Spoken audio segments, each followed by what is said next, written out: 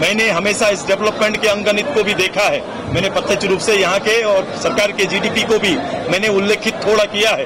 राज्य के जीडीपी का आधार कुछ इस रूप से यहाँ पर उल्लेखित है और सबसे बड़ा वर्ग आज के दिन में सबसे कमजोर बना हुआ है। सबसे ज्यादा आश्रित आर्थिक जो ताकत जिसमें है वो खेती आधारित रोजगार में है, जहां उसकी संख्या उससे होने वाले लाभ का हिस्सा बहुत छोटा है। उसके अलावा इंडस्ट्री या सर्विस में हम लोग आते नहीं हैं। आम मिडिल क्लास और गरीब उसके हिस्सा नहीं बन पाते हैं। तो ये सारे चीजों को अब डाटा बेस उस रूप में नहीं, रोजगार बेस बनेगा। ये तैयारी और यही संकल्प लेने के लिए हम सभी लोग यहाँ पर आए हैं। हमने तय किया है यहाँ के लोगों का भावना का सम्मान करते हुए, यहाँ के युवाओं के साथ कदम ताल करते हुए उन्हें अपील किया है कि वो आने वाला 2 महीना इस सरकार को बेदखल करने की तैयारी करे।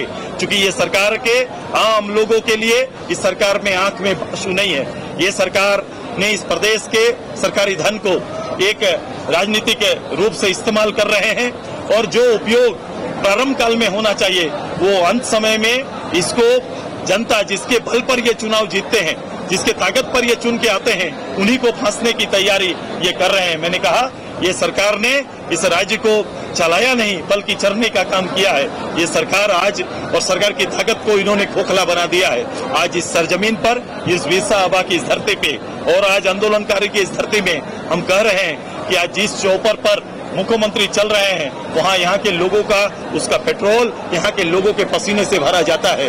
मुख्यमंत्री जी राजनीतिक पर्यटन कर रहे हैं और यहाँ के आंदोलनकारी दर दर भटक रहे हैं, सड़कों पर जी रहे हैं। जिस आंदोलन के बल पर सत्तासीन वो हुए हैं, वो आंदोलनकारी आज अपने हक और हुकुम के लिए, अपने सम्मान के लिए सड़क पर खड़ा है। धिक्कार है ऐसी सरकार पर और ऐसे नेतृत्व पर। हम इस सरकार को बदलने की तैयारी कर रहे हैं। लोगों का जज्बा आपने देखा है, लोगों का जोश को देखा है। अब हम सब मिलकर इस प्रदेश को इसके वास्तविक स्थान पर स्थापित करने की मिलजुल कर तैयारी करेंगे। उसी पर हम अग्रसित हैं और इस काम को आगे बढ़ाने के लिए आज हम सब लोगों ने मिलकर संकल्प लिया। सुदेश जी, आप कह रहे हैं कि ये सरकार जो है शिकारी बनी हुई है और सरकार के लोग कह रहे हैं कि हर किसी के लिए खजाना खोल दिया, जो भी जिसकी मांग है पूरी कर रहे हैं। आपको क्यों लगता है कि सरकार शिकारी बनी हुई है? अब तुलनात्मक रूप से देखो, अब जब तक इसको तुलनात्मक रूप से नहीं देखेंगे, सरकारी या सरकार के लोगों की जुबान से कभी व्यवस्था बदलता नहीं है। व्यवस्था और हालात चौपाल में जाकर देखिए।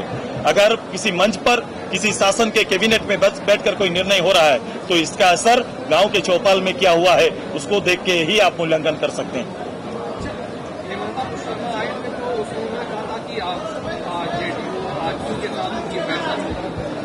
ये अलग विषय है, गठबंधन के संदर्भ में हम अलग से चर्चा करेंगे।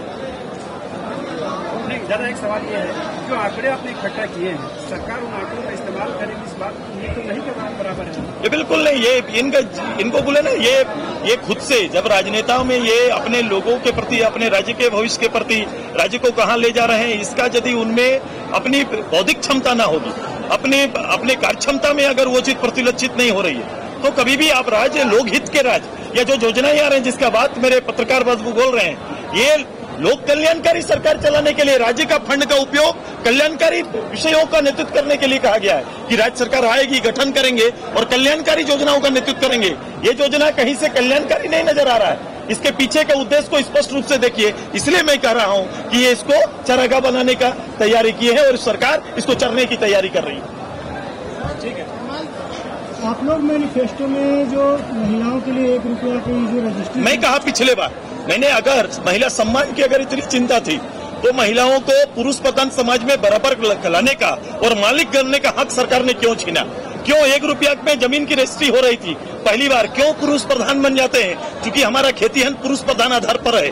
खेतीहन में कभी भी महिला का नाम अंकित नहीं है। जब धन संपदा किसी पुरुष के नाम पर रहेगा तो ये जो रूढ़िवादी परंपरा पिछले कई वर्षों से चली आ रही है वो व्याप्त रहेगा। पहली बार ये बदला कि अब संपत्तियों का हक और उसका मालिकाना हक महिलाओं को मिलेगा। इसको बदलकर वो सम्मान देने का काम किए कि अपमान करने का काम किए, ही बता दीजिए। युवाओं के लिए मैनिफेस्टो में क्या रहेगा सुरेश जी? आएगा, मैं आएगा और मैं आने वाले 5 साल में प्रदेश के जो हालात हैं, जो हमारे रोजगार या बेरोजगार हैं, सबके लिए मेरा प्लान है। और आप जो मेरा प्लान देखेंगे और जो हम करेंगे वो आप देखिएगा। मैं जल्द ही इस पखवाड़े के अंदर में अपना मैनिफेस्टो हम लोग लेके आ रहे हैं। लिया जाएगा नहीं आप लोगों के पास? ये प्रतिलक्षित हो गया 5 साल के अंदर। 5 साल में अब झारखंड मुक्ति मोर्चा अपने अध्यक्ष के विजन का अगर सम्मान नहीं कर रही है तो किसका सम्मान करेंगे? अपने अध्यक्ष गुरुजी को मानते हैं तो गुरुजी का विजन देखो, गुरुजी की लड़ाई को देखो और उसके मकसद को देखो। और आज सरकार कहाँ खड़ी है? उनको बोलो पाठ पढ़े, पहले गुरुजी के पूरे 40 साल के झारखंड मुक्ति मोर्चा को, इतिहास को और उसके पीछे जिन लोगों ने अपना खून पसीना बहाया है, जिन्होंने साथ दिया है, उसके मूल्यों को समझे।